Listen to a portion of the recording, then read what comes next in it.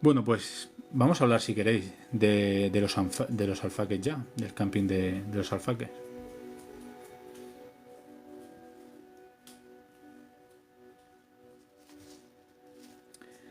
Bueno, para quien no lo conozca, aunque ya vemos que hay varios de los que estáis siguiendo el live que o bien vivís cerca o bien conocéis bien la tragedia del camping de los alfaques.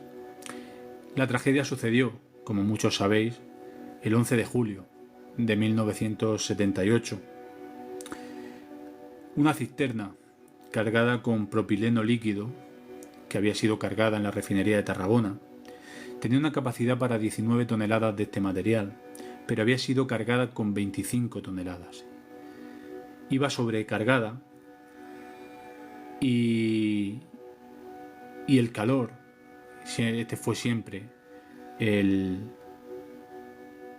el principal, la principal causa que se achacó, pudo hacer que esa sobrecarga aumentara de tamaño, de volumen, por el sol de justicia que hacía a mediodía de aquel 11 de julio de 1978, haciendo que, a su paso por la Nacional 340 junto al camping de los Alfaques, a las 3 menos 25 de la tarde, hiciera explosión el camión, causando una deflagración, una bola de fuego, llamas, que se llevó por delante no solo el camping, sino a las casi 160 personas que se llevó al instante. 158 personas murieron en ese mismo instante y hasta 243 en los días siguientes a causa de esas quemaduras. El otro día, cuando le ponía las imágenes a mi mujer, que no conocía el tema de los alfaques, pero sí que ha estado conmigo en Pompeya, recordaba cuando le veía las imágenes durísimas que Televisión Española publicó en su día, veía esos cuerpos que se habían quedado petrificados en la misma posición en la que estaban en el momento de la tragedia, y les recordaba, y no me extraña, a aquellos cuerpos que se quedaron petrificados en Pompeya. Curiosamente, en los alfaques sucedió algo totalmente insólito. No solo pereció la gente que estaba en la playa, en el camping, a cielo libre, por decirlo, sino que falleció la gente incluso que estaba en el agua bañándose. Se dice que la temperatura alcanzó tal extremo que el agua del mar llegó a hervir. Como digo, un cúmulo de circunstancias, la sobrecarga de esa cisterna, el haber pasado por la Nacional 340 en vez de por la autovía, que era por donde debería de haber pasado. Todo ese cúmulo de circunstancias que llevaron a la catástrofe hizo cambiar para siempre el código incluso de circulación y de transporte de mercancías peligrosas por vía terrestre. Como digo, 243 fueron las víctimas, 158 iniciales, y el resto en los siguientes días que tuvo esa tragedia en la provincia de Tarragona. Hasta 2000 grados se cree que alcanzó la deflagración. Contado un poco por encima, porque aquí se puede profundizar todo lo que queramos, tanto en la carga del camión, en las negligencias, en toda la ayuda posterior que la gente de la localidad y los aledaños ayudaron, de todo lo que supuso para el entorno durante los siguientes años.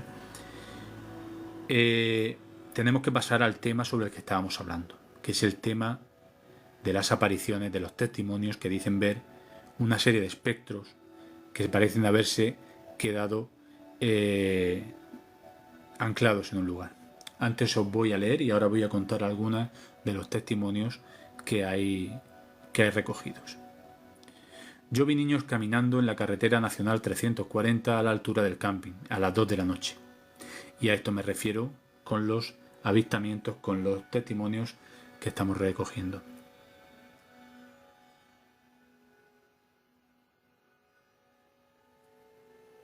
Desde la tragedia se hizo un tubo, ¿no? No tenían ojos ni boca. Cuando pasé, después de pasar 3 kilómetros, tuve que parar sin creérmelo. A este tipo de apariciones, precisamente, quería referirme.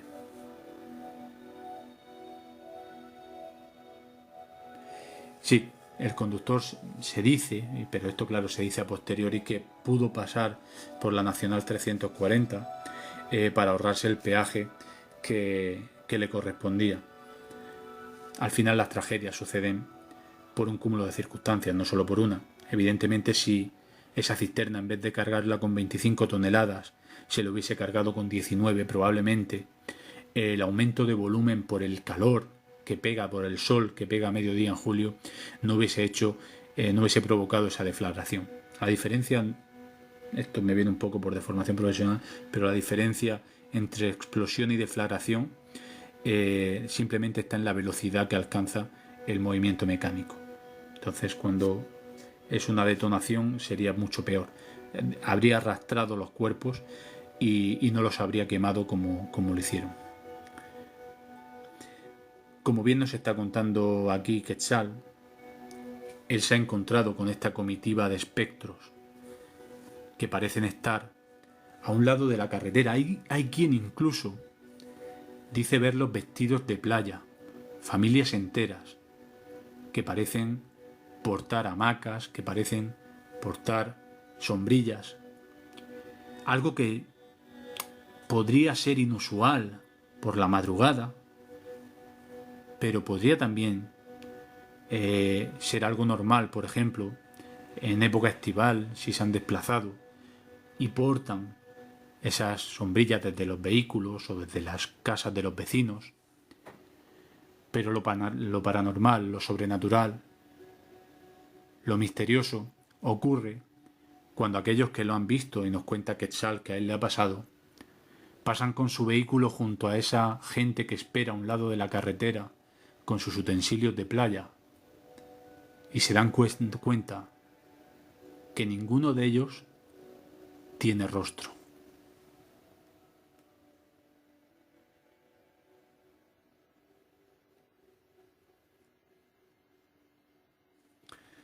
Yo tenía 4 años cuando vi a mi abuelo paterno que murió 15 días antes de yo nacer.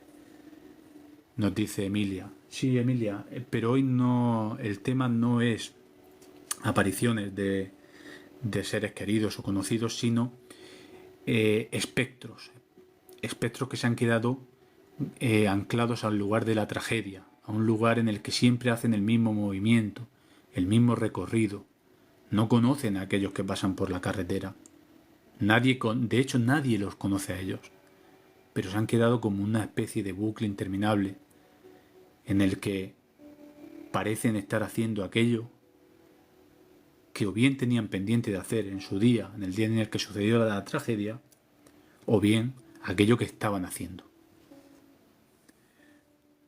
No caminaban uno detrás de otro. Buenas noches, nos dice Rosy. Ese día hubo una exhibición de aviones, lo desconocía, Rosy. Eran niños sin rostro.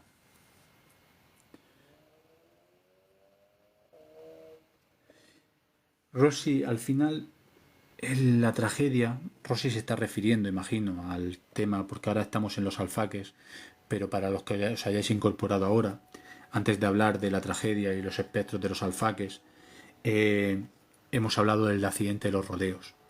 El problema del accidente de los rodeos, como hemos dicho, el principal, fue la comunicación entre la torre, los dos pilotos y sobre todo la niebla tremenda que impedía ver nada ese día.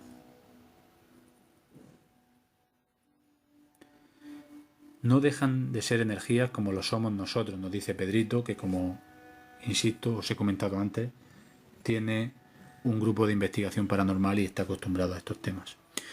Yo creo que a diferencia de la energía que se puede, y esto es una apreciación personal, quedar en una casa, en la casa particular de una persona donde ha vivido y que parece esa entidad no querer irse, yo creo que aquellos lugares que han quedado marcados por la tragedia, en un instante concreto, como hemos dicho, los Alfaques, donde esa explosión hizo que nadie se enterase de lo que había pasado.